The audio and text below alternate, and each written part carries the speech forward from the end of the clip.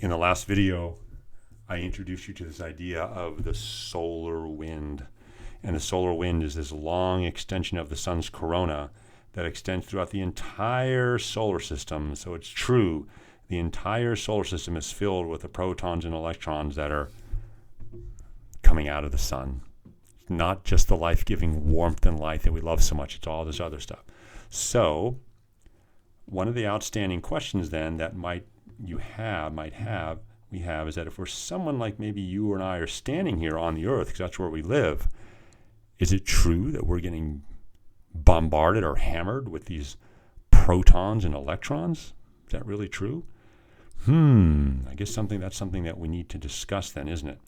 Because it seems a bit bad then if that would happen, because then the other issue then that might come up is, okay, here we are.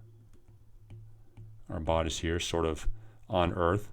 And suppose then that, one of these protons came in and just slammed right into us, or an electron came in and slammed right into us. And if that happens, at some second, maybe a bit later, another one is going to come in. Then a little bit later, another one's going to come in. So what happens then when we get hit with these protons and electrons?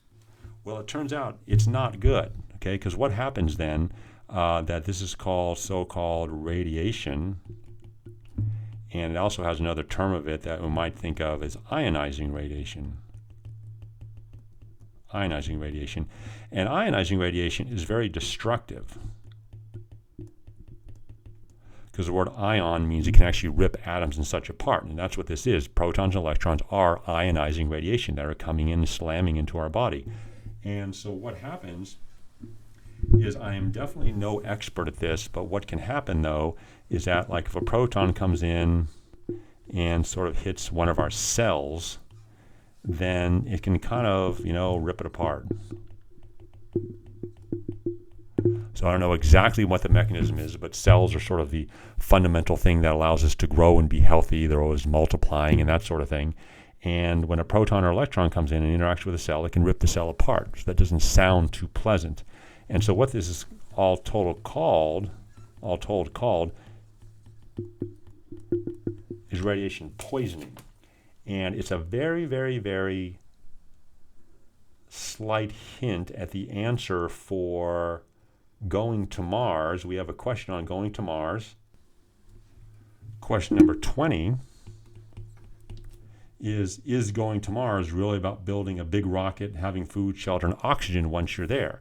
The radiation poisoning is at least a start to answering that question, but let me tell you a little bit more about it here. So I had this graphic I've been hiding from you here. So I just went on Wikipedia here, and radiation poisoning, or something like this, acute radiation syndrome, what can happen here? Acute radiation syndrome, also known as radiation poisoning, radiation sickness, or radiation toxicity, is a constellation of health effects which present itself within 24 hours of exposure to high amounts of ionizing radiation. There it is right there. The radiation causes cellular degradation due to damage to DNA and other key structures within the cells and various tissues. This destruction, particularly as it affects cells able to divide normally, in terms of causes these symptoms. They can begin within 1 or 2 hours and may last for several months, and it's generally lead to these acute medical problems rather than ones that develop over long periods of time. We're talking about falling blood counts, infection and bleeding in here, and increases the probability of causing other diseases. See, it's sort of a bad thing. And so the outstanding question then, if all this is happening here, that we sort of have to discuss, if we are sitting here bombarded by all this bad stuff from the sun, of course, you may guess it now, the big question that we sort of have to get to is, why aren't we dead? That's what we have to know. Okay, several things to talk about why we're able to survive all this, and I will get there in a future video.